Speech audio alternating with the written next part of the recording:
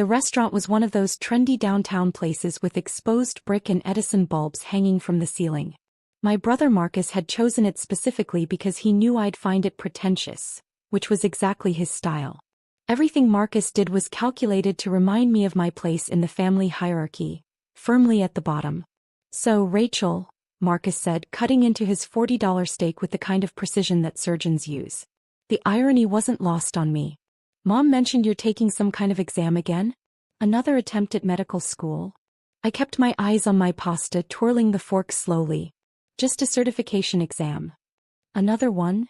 My sister-in-law Jessica laughed, the sound sharp and unkind. "Honey, how many times have you failed these things? At some point you have to accept reality." "4 times," Marcus said helpfully, holding up 4 fingers like I was a child who needed a visual aid. "She's failed the MCT 4 times. That's got to be some kind of record." "Marcus," Mom said, but her tone was gentle, almost pitying. "Rachel's trying her best. Not everyone is cut out for medical school. There's no shame in that." "Exactly," Dad agreed, reaching for his wine. "Rachel, you're 28 years old. Maybe it's time to accept that medicine isn't your path. Have you thought about dental hygiene? Or radiography? Those are good medical-adjacent careers that don't require the same level of intellectual rigor." I took a sip of water, the glass cold against my palm. 10 years. 10 years of these dinners, these conversations, these casual assassinations of my character disguised as family concern. "I'm doing fine," I said quietly. "Are you though?" Marcus leaned back in his chair, his expression one of exaggerated concern. "Because from where I'm sitting you're nearly 30, still living in that tiny apartment, working some vague hospital job you never talk about, and repeatedly failing entrance exams. That doesn't sound fine. That sounds like someone who needs an intervention." "Marcus graduated magna cum laude from Princeton," Jessica added, placing her hand on my brother's arm. "Pre-law, then Yale Law School. He made partner at his firm by 32. That's what success looks like, Rachel. That's what happens when you're actually smart enough for your chosen field." "Jessica," I said calmly, "I didn't ask." "Don't be rude," Mom chided. "Jessica's just trying to help. We all are. Sweetheart, we love you but we're worried. This obsession with becoming a doctor. It's not healthy. You've been trying for a decade. At some point you have to face facts." "What facts?" I asked, though I knew exactly what was coming. "That you're not doctor material," Dad said bluntly. "You barely passed organic chemistry. You failed the MCAT 4 times. Medical schools have rejected you, what, 6 times now? 7. Rachel, these institutions are telling you something. Maybe it's time to listen." My phone vibrated in my pocket. I pulled it out slightly, just enough to see the screen. 2 texts from Dr. Morrison, head of cardiology. One from the hospital's chief of staff. All marked urgent with red exclamation points. "Really?" Marcus said, his voice dripping with disdain. "We're at a family dinner, Rachel. Can't whatever minimum wage hospital job you have wait for an hour?" "It might be important," I murmured. "It's never important," Jessica said. "That's the thing about entry-level positions. You're replaceable. Unlike Marcus, when his firm calls, it actually matters. Lives and millions of dollars are at stake." I silenced my phone and slipped it back into my pocket. The text would have to wait. This was family time after all. This was what I'd driven across town for on a Friday night. To be reminded that I was a disappointment, a failure, someone who couldn't cut it in the field I'd supposedly chosen. "You know what I think?" Marcus said, and I knew from his tone that I didn't want to hear it but would have to anyway. "I think you're addicted to the idea of being a doctor because it sounds prestigious. But you don't actually have what it takes. You want the status without doing the work." "That's not fair," Mom said softly. "Rachel works very hard." "At what?" Marcus challenged. "She won't even tell us what her job title is. She says she works at Metropolitan General, but doing what? Taking patient histories? Filing paperwork? Come on, Rachel. What exactly do you do all day?" "I work in surgery," I said quietly. "As what?" Jessica pressed. "A surgical technician? An assistant? There's no shame in that, but let's be honest about what it is. You're not a surgeon. You're not even a nurse. You're support staff." My phone buzzed again. Then again. I pulled it out and saw 5 new messages, all from different departments at the hospital. Dr. Morrison, need you SAP. Chief of Staff, emergency case. Head nurse, Dr. Cooper, patient in distress. Dr. Cooper. My actual name. My actual title. This is exactly what I'm talking about, Marcus said, gesturing at my phone. You can't even put that away for one family dinner. You're so desperate to feel important that you jump every time your phone rings. Maybe I should take this, I said, standing up. Sit down, Dad said firmly. Whatever it is can wait. We're having a family conversation about your future, and you need to participate in it. My future is fine. Your future is non-existent, Marcus interrupted. You're almost 30, Rachel. You have no career prospects, no advancement opportunities, no relationship because you spend all your time pretending to study for exams you'll never pass. This is an intervention. We're trying to help you. I don't need help, I said, my voice tighter than I'd intended. Yes, you do, Jessica said, and she actually sounded sincere, which somehow made it worse. Rachel, I work in HR. I see resumes all day long. When someone's been studying for med school for 10 years with nothing to show for it, that's a red flag. That tells employers you're not goal-oriented, not realistic about your abilities, not someone they want to hire. Good thing I'm not job hunting then, I said. But you should be, Mom said earnestly. Honey, you should be looking for a real career. Something stable. Something you're actually qualified for. Have you thought about healthcare administration? Or medical records? You could still be around medicine without having to, you know. She trailed off delicately. Without having to be smart enough to actually practice it? I finished for her. Don't put words in my mouth, Mom said, looking hurt. I'm trying to be supportive. This is support? I asked quietly. Telling me I'm not smart enough, not qualified enough, not good enough? It's called being realistic, Marcus said. Look, I get it. You want to be a doctor. That's admirable. But wanting something doesn't make you capable of achieving it. I want to be an astronaut, but I don't spend 10 years failing NASA applications and calling it dedication. Marcus is right, Dad said. Rachel, you need to let this dream go. It's becoming pathological. You're wasting your life chasing something you'll never catch. My phone started ringing. Dr. Morrison's number. I declined the call, but immediately another came through from the ER. Answer it, Marcus said with exaggerated magnanimity. Clearly your filing job needs you urgently. We'll wait. I answered the call, turning slightly away from the table. Dr. Cooper. Dr. Cooper, thank God. It was Dr. Morrison, and his voice was tight with urgency. We have a critical situation. Marcus Foster just came into the ER with severe chest pains. EKG shows ST elevation. We're looking at a major myocardial infarction. He needs immediate catheterization, possibly emergency bypass. I need you here now. The restaurant suddenly felt very far away. Marcus Foster. You're certain? Positive. 34-year-old male, attorney. Wife says he's been having chest pains all evening but refused to come in until they became unbearable. Dr. Cooper, his LAD is almost completely blocked. If we don't operate in the next hour, we're looking at massive cardiac damage or death. I closed my eyes briefly. My brother. My insufferable, condescending brother who'd spent the last hour explaining why I'd never be a doctor. The universe had an incredible sense of timing. I'm 15 minutes away, I said. Prep the cath lab. Get the surgical team ready. And Dr. Morrison? Make sure someone explains to the family exactly what we're dealing with. Complete transparency. Understood. The wife is here, Jessica Foster. Should I mention you're the surgeon? Not yet. I'll handle that when I arrive. I ended the call and turned back to the table. Everyone was watching me with varying expressions of annoyance and impatience. I have to go, I said simply. There's an emergency. Of course there is, Marcus said, rolling his eyes. Let me guess, they need someone to sterilize equipment? File some urgent paperwork. Something like that, I said, grabbing my coat. This is ridiculous, Jessica said.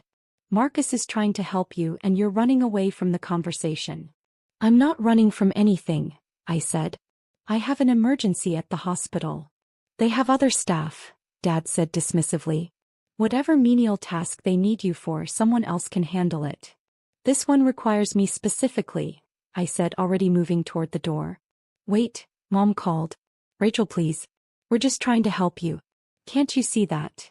I paused at the door looking back at my family. Mom's concerned face. Dad's disappointment. Jessica's pity. And Marcus, my brother, sitting there with his Princeton degree and his Yale law credentials and his absolute certainty that he was better than me in every measurable way. I see exactly what you're trying to do, I said quietly. I've seen it for 10 years. But I really do have to go. Enjoy your dinner. I heard Marcus mutter something about drama queen as I left, but I was already out the door, already calling my driver to bring the car around, already mentally preparing for the surgery ahead. The drive to Metropolitan General took 12 minutes. I used every second of it, reviewing Marcus's likely condition in my head, considering surgical approaches, calculating risks. A major LAD blockage in a 34-year-old meant there were probably underlying factors: stress, poor diet, possibly genetic predisposition. I'd have to review his full medical history. My phone rang continuously. Dr. Morrison updating me on Marcus's deteriorating condition.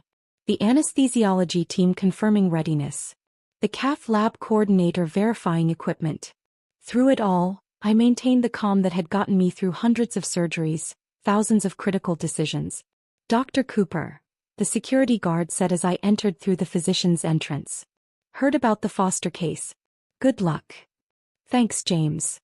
I changed into scrubs in my private office. The corner office on the cardiac floor with floor-to-ceiling windows overlooking the city. The walls held my credentials. MD from Stanford, cardiothoracic surgery residency at Johns Hopkins, board certifications in both cardiac and thoracic surgery, the Distinguished Service Award from the American College of Surgeons. 10 years of work of building Metropolitan General's cardiac program from good to exceptional. But my family had never seen this office. They'd never seen any of it.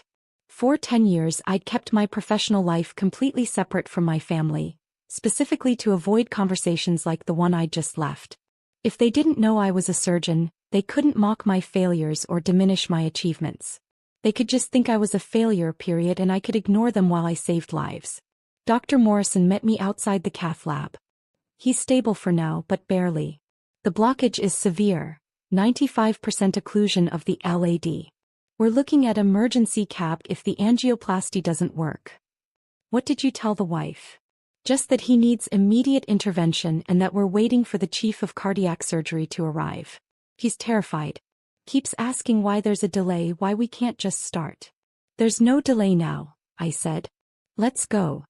I scrubbed in methodically, the familiar ritual centering me. Through the window into the cath lab I could see Marcus on the table, unconscious, vulnerable. All his confidence and condescension stripped away, reduced to a body with a failing heart that needed my expertise to survive. The irony was almost too perfect. Dr. Cooper, one of the residents said nervously, I've never seen an LAD blockage this severe in someone this young. What's our approach? We attempt angioplasty first, I said calmly. But be prepared for emergency bypass. Have the surgical suite on standby. This could go either way. The procedure took 3 hours. 3 hours of intense, delicate work, threading a catheter through Marcus's arterial system, trying to open the blockage without causing further damage. 3 hours of monitoring his heart function, adjusting medications, making split-second decisions that would determine whether my brother lived or died. At the 2-hour mark, the angioplasty failed. The blockage was too severe, too calcified. We had no choice. We're going to full bypass, I announced. Get him 2 or 1. I need the complete surgical team. Let's move. The emergency cab took another 4 hours. 4 hours of stopping my brother's heart, rerouting his blood flow through a machine, harvesting a vein from his leg to bypass the blocked artery, restarting his heart and hoping it would beat on its own. 4 hours of being the only thing standing between Marcus and death. Beautiful work, Dr. Cooper, Dr. Morrison said as we closed. That was some of the finest cardiac surgery I've ever witnessed. Team effort, I said, but I was satisfied. The surgery had gone as well as possible given the circumstances. Marcus would live. He'd need months of recovery and significant lifestyle changes, but he'd live. I stripped off my surgical gloves and headed to the waiting room where Jessica was pacing frantically. My parents had arrived at some point. I could see them through the window, sitting together on the institutional chairs, looking older and more frightened than I'd ever seen them. Jessica saw me first. She rushed over, her face blotchy from crying. "Are you a doctor? Is Marcus okay?" "They won't tell me anything, just that the chief of cardiac surgery is operating on him." "Is he alive? Please tell me he's alive." "Marcus is stable," I said gently. "The surgery went well. He had a severe blockage in his left anterior descending artery, the widowmaker we call it. We had to perform emergency coronary artery bypass grafting. He'll need several weeks of recovery, but the prognosis is good." "Oh, thank God," Jessica sobbed. "Thank you. Thank you so much. You saved his life. You saved my husband's life." Mom and Dad had approached during this exchange. They stood behind Jessica, and I saw the exact moment they recognized me. The shock, the confusion, the dawning comprehension. "Rachel," Mom whispered. "What are you doing here?" "I work here," I said calmly. But you said you had to leave for an emergency. You're wearing scrubs. You look like..." She trailed off, unable to complete the thought. "Dr. Cooper?" A voice called from behind me. One of the residents was approaching with a tablet. "Sorry to interrupt, but we need your signature on the post-op orders for the Foster case. Also, the hospital board wants to know if you'll be available for the cardiac wing expansion meeting tomorrow morning." I took the tablet, reviewed the orders, and signed them digitally. "Tell the board I'll be there. And make sure Mr. Foster's cardiac rehab program is scheduled for next week." "Yes, Dr. Cooper." "Thank you, Dr. Cooper." The resident left. My family stood frozen, staring at me like I'd suddenly transformed into a different person. "Dr. Cooper?" Dad repeated faintly. "That's my name," I confirmed. "Dr. Rachel Cooper, Chief of Cardiac Surgery at Metropolitan General Hospital. I've held that position for the last 6 years." "That's impossible," Jessica said, but her voice lacked conviction. Marcus said you work in the hospital, but you're not a doctor. You failed the MCAT 4 times." "I never took the MC," I said quietly. "I didn't need to. I got into Stanford Medical School on early acceptance when I was 20. I graduated at the top of my class 4 years later. I completed my cardiothoracic surgery residency at Johns Hopkins. I've been a practicing cardiac surgeon for 8 years. But..." Mom's face was crumbling. "But you said you were taking certification exams. You said you failed medical exams." "I never said any of that," I corrected gently. "You assumed." "I was taking board recertification exams, standard procedures that all surgeons undergo every few years. I've never failed a single one. But every time I tried to explain, you talked over me, told me I was delusional, suggested I give up on my fantasy of being a doctor." "The MCT failures," Dad said slowly. "Marcus said." "Marcus was wrong," I said. "He saw some mail from the American Board of Thoracic Surgery and assumed it was MCT results." I tried to correct him, but he was already laughing about it, already telling the family I'd failed again. "It was easier to just let you all believe what you wanted." "Easier?" Mom's voice broke. "Rachel, you let us think you were a failure. You let us think you were barely scraping by, working some entry-level hospital job. How could that be easier?" "Because the alternative was fighting for recognition I was never going to get," I said, and felt something crack open inside me. "Every time I tried to tell you about medical school, you said I was lying. When I invited you to my graduation from Stanford, you said it was probably a degree mill and you weren't wasting your time. When I was featured in Cardiac Surgery Today for pioneering a new bypass technique, I sent you the article. Dad, you threw it away without reading it." The silence that followed was absolute. "So I stopped trying," I continued. "I built my career, I saved lives, and I let you think whatever you wanted to think. It hurt less than constantly fighting for validation that never came." "Oh my God," Jessica whispered. She was staring at me with a new expression. Not pity or condescension, but horror. "You just operated on Marcus. You just saved his life. And at dinner you called me support staff," I finished. "You said I wasn't smart enough for medicine. You said I was wasting my life on a fantasy." I paused. "You were wrong, Rachel," Dad said, and his voice was shaking. "I don't understand. Why didn't you fight harder to make us see the truth?" "Because I shouldn't have had to fight at all," I said quietly. "You're my family. You should have believed in me. You should have supported me. Instead, you spent 10 years assuming I was incompetent and mocking me for it. We didn't know, Mom protested weakly. You didn't want to know, I said, echoing words I'd spoken to another family months ago. There's a plaque in the main lobby listing the hospital's chiefs of surgery. My name is on it. You've walked past it dozens of times. You never even looked. I gestured to the wall behind them, where framed photos of the hospital's department heads hung in a neat row. My official portrait was there. Dr. Rachel Cooper, Chief of Cardiac Surgery, standing in front of an operating room in full surgical gear. That's been there for 6 years, I said. You've been in this hospital at least 20 times. When Marcus had his appendix out, when Dad had his knee surgery, when Mom had that scare with the mammogram. Every time you walked right past that photo and never recognized your own daughter. The reality of it seemed to hit them all at once. Jessica actually swayed on her feet, grabbing a chair for support. Can I see him? She asked weakly. Can I see Marcus? Soon, I said. He's in recovery now. He's still sedated but stable. Dr. Morrison will come get you when he's ready for visitors. Will you be his surgeon? Jessica asked. For the follow-up care? Of course, I said. He's my brother. I'll make sure he gets the best care possible. Because you're the best, Dad said softly, and there were tears in his eyes now. Because he's family, I corrected, just as I had with another patient's family. Though yes, I am very good at my job. Rachel, Mom started, but I held up a hand. I need to check on my other patients, I said. There are 3 more surgeries scheduled for tomorrow and I have rounds in an hour. Dr. Morrison will update you on Marcus's condition. Wait, Dad said urgently. Please. We need to talk about this.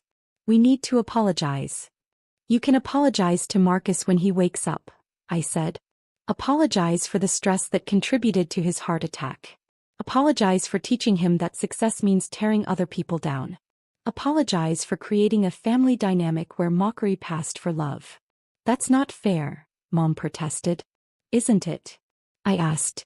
Marcus learned somewhere that it was acceptable to spend an entire dinner telling me I was a failure. He learned that from watching how you treated me. How you all treated me. I started to walk away, but Jessica's voice stopped me. The exam, she said quietly. At dinner, when Marcus asked about another failed exam. What was that really? I turned back. Board recertification in advanced cardiac procedures.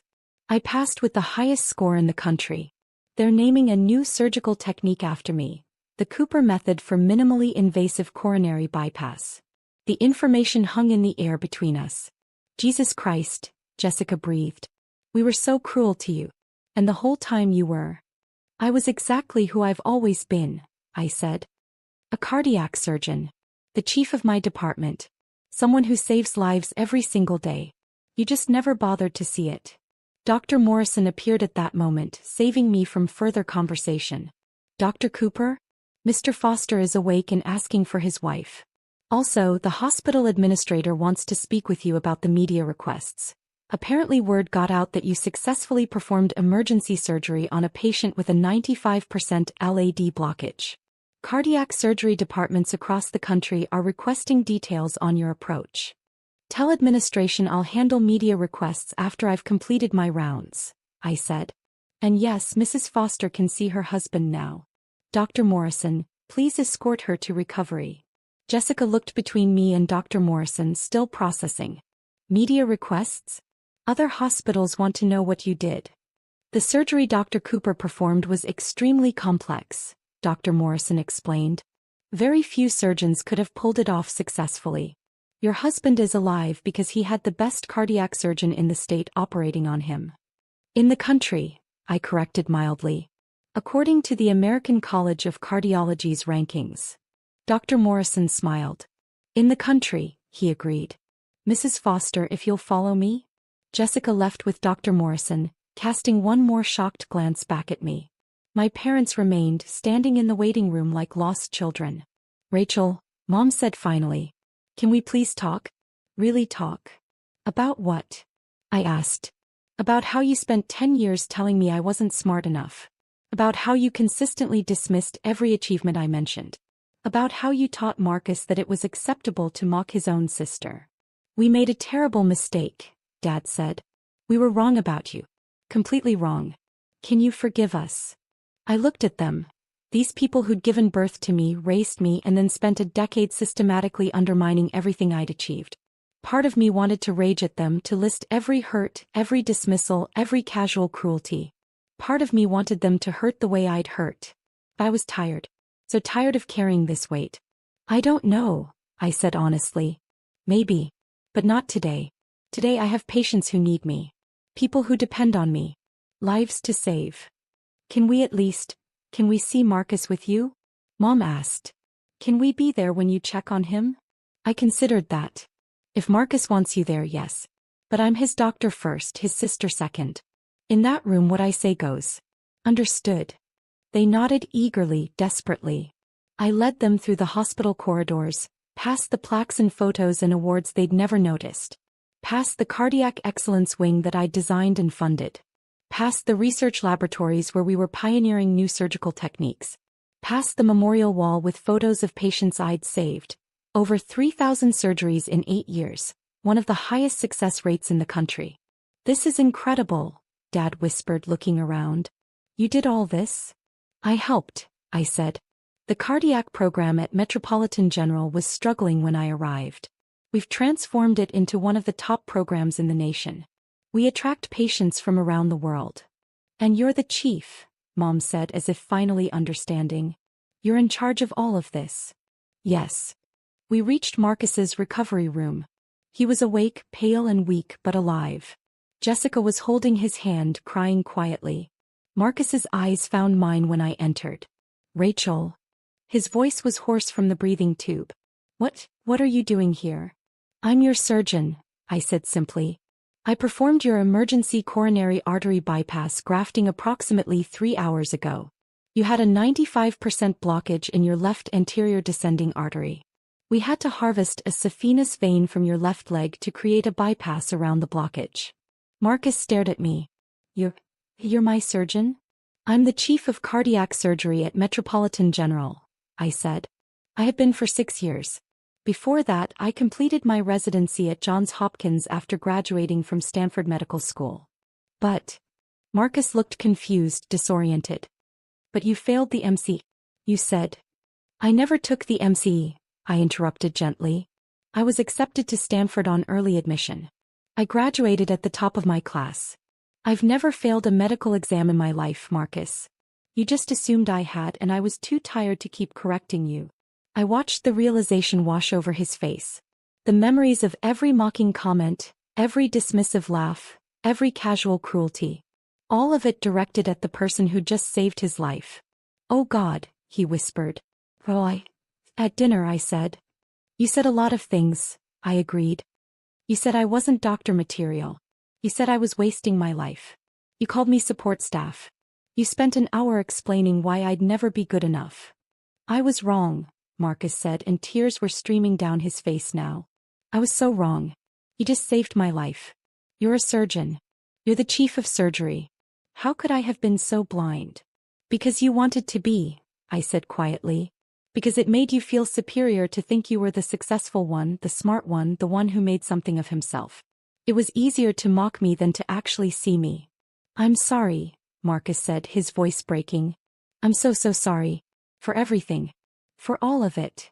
I pulled up his charts on the tablet, reviewing his vitals. Your heart function is stable. The bypass is holding well. You'll need to stay in the ICU for at least 48 hours, then move to the cardiac recovery wing.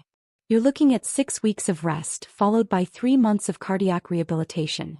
Rachel, Marcus said urgently. Please. I know I don't deserve your forgiveness. I know I was horrible to you. But please, can you ever forgive me? I looked at my brother. The golden child, the successful one, the Princeton graduate who'd spent years making sure I knew I'd never measure up. Now broken and vulnerable, dependent on my expertise for his survival. I'm your doctor, I said finally. I'll make sure you receive the best possible care. I'll personally oversee your recovery. I'll do everything in my power to ensure you live a long, healthy life. But as my sister? Marcus asked. Can you forgive me as my sister? Ask me again when you've completed cardiac rehab, I said. Ask me when you've had time to think about why you needed to tear me down to feel good about yourself. Ask me when you're ready to actually see me as I am, not as you wanted me to be. Marcus nodded weakly, accepting the boundary I'd set. I turned to address the room at large. Marcus, Jessica, my parents. Visiting hours in the ICU are limited. 2 people maximum, 15 minutes every hour. He needs rest. Dr. Morrison will be his attending physician during recovery, but I'll be checking on him daily. Any questions? Will he be okay? Jessica asked. Really okay? If he follows the recovery protocol, maintains a heart-healthy diet, reduces stress, and completes his cardiac rehab program, yes. He'll need lifestyle changes, but he can live a full life. The stress thing, Dad said quietly. Does that mean did we contribute to this? I met his eyes. Stress is a major contributing factor to cardiac events. Family dynamics, work pressure, lifestyle choices, they all play a role. The implication hung in the air. I didn't need to say it explicitly. We'll do better, Mom said firmly. We'll support him. We'll be better. Good, I said. He'll need that support. Cardiac recovery is as much mental as physical. My pager went off. I have other patients, I said. Dr. Morrison will update you every hour. If there are any changes in Marcus's condition, you'll be notified immediately. I started to leave, but Marcus's voice stopped me one more time. Rachel, thank you for saving my life. For being better than all of us. I turned back, looking at my brother, really looking at him, for the first time in years. Past the arrogance and the mockery, I saw something I hadn't expected. Genuine remorse. You're welcome, I said quietly. Rest now. We'll talk more when you're stronger. I left the recovery room and made my way to the surgical floor, where 3 more patients awaited my rounds. A 72-year-old grandmother who needed a valve replacement. A 50-year-old teacher recovering from a double bypass. A 45-year-old father of 3 awaiting evaluation for a potential transplant. Lives. People who depended on me, who trusted me, who believed in my expertise without question. My phone buzzed. A text from Jessica. Thank you doesn't begin to cover it. You're amazing. Then one from Mom. Can we talk tomorrow? Please. Then Dad, I'm so proud of you. I should have said that years ago. I stared at the messages for a long moment, then pocketed my phone. The words were nice, but they were just words. Proving themselves would take time, effort, consistency. Maybe they'd do it. Maybe they wouldn't. Either way, I'd be fine. I stopped at the window overlooking the city, the lights stretching out in all directions. My hospital. My department. My patients. My life's work. Dr. Cooper? One of the residents appeared beside me. Mrs. Henderson in room 412 is asking for you. She wants to know if you'll be performing her valve replacement tomorrow. Yes, I said. Let her know I'll be by to discuss the procedure in about 20 minutes. She said she specifically requested you because you're the best cardiac surgeon in the country. That's kind of her, I said. It's not just kind, the resident said earnestly. It's true. Everyone knows you're the best. We're all lucky to train under you. I smiled slightly. Thank you. That means a lot. The resident left, and I remained at the window for one more moment, letting the peace of the evening settle over me. I was Dr. Rachel Cooper, Chief of Cardiac Surgery, one of the top surgeons in the country. Someone who'd saved thousands of lives through skill, dedication, and relentless pursuit of excellence. My family hadn't seen it, hadn't believed it, hadn't supported it. But I'd done it anyway. And maybe that was the real victory, not proving them wrong but succeeding despite them. Building a career so impressive, so undeniable, that even their dismissal couldn't diminish it. I pulled out my phone and sent a group text to my parents and Marcus. Family therapy. All of us. If you're serious about rebuilding, we do it properly with professional help. Let me know. 3 responses came within minutes. All said yes. It wasn't forgiveness. Not yet. But it was a possibility. A door left open. For now, though, I had Mrs. Henderson waiting. I had surgeries to plan, residents to teach, lives to save. I was exactly where I was supposed to be, doing exactly what I was meant to do. And I was damn good at it. My family would just have to catch up.